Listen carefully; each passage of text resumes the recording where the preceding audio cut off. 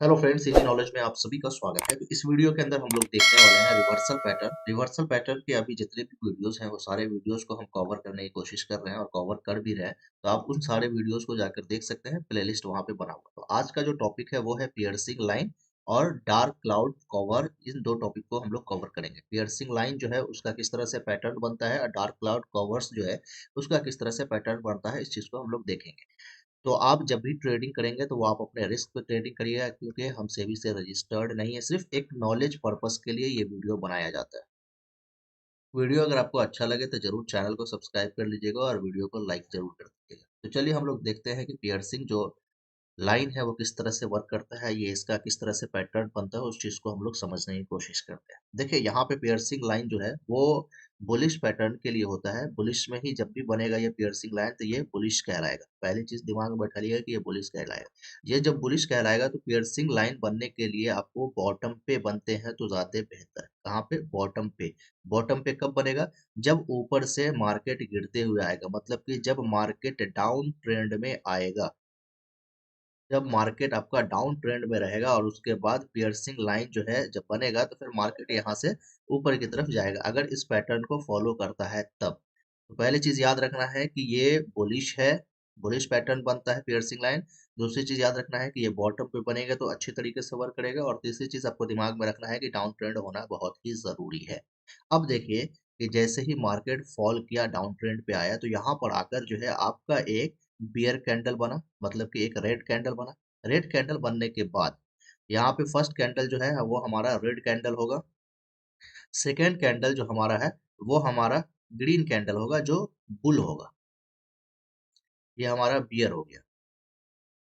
अब इस कैंडल और इस कैंडल में क्या फर्क होनी चाहिए कि इस दोनों के बीच में जब भी ये ओपन होगा तो ये गैप डाउन ओपन।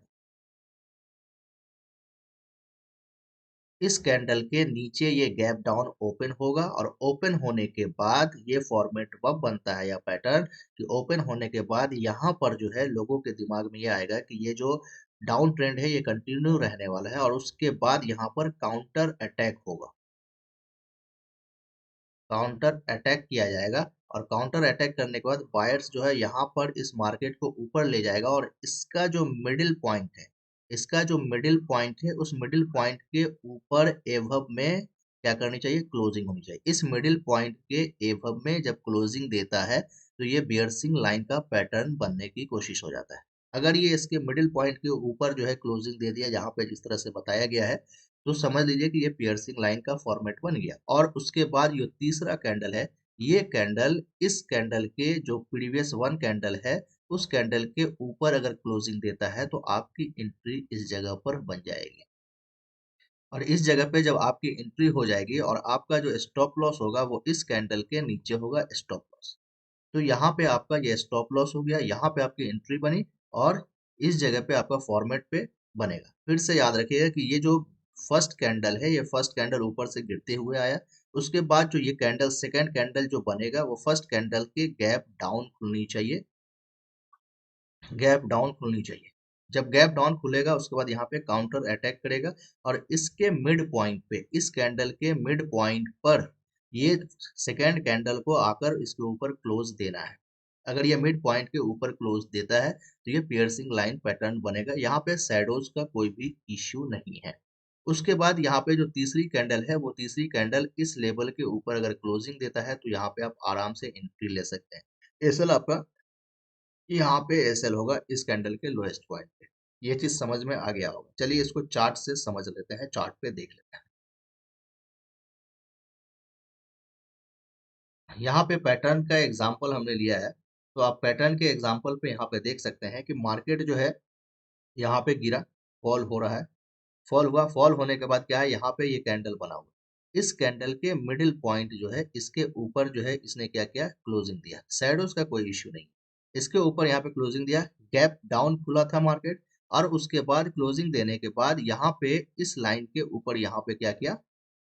यहाँ पे आपका ब्रेकआउट दे दिया, मतलब कि इसके ऊपर भी क्लोजिंग दे दिया। तो ये पैटर्न पूरी तरीके से बन गया। तो यहाँ पे आपकी एंट्री हो गई, यहाँ पे आपका एसएल लग गया।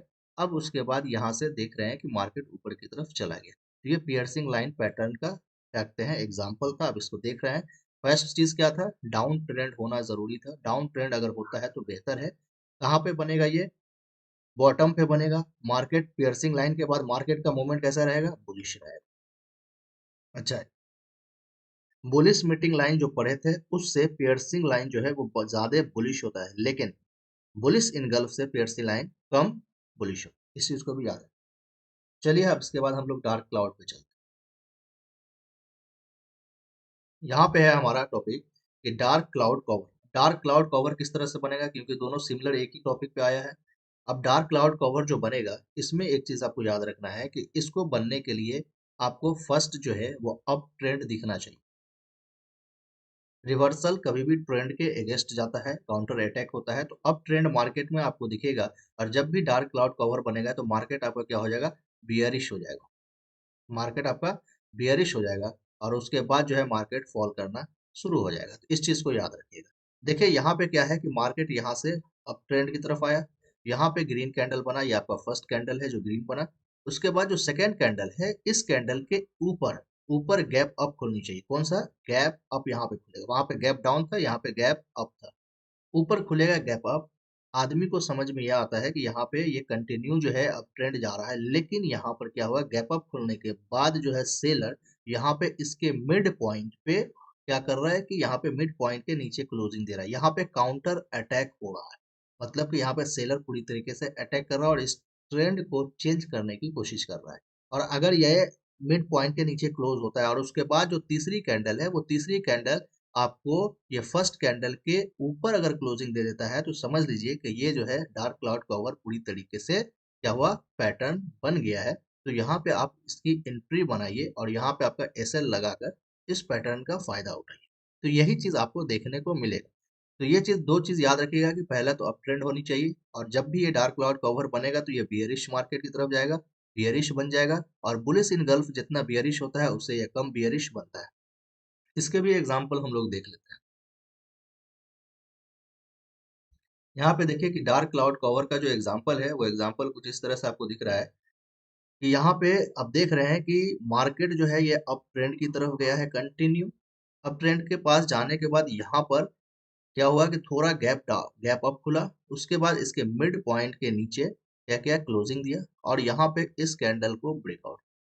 तो यहाँ पे आपकी एंट्री बन जाती है इस कैंडल पे।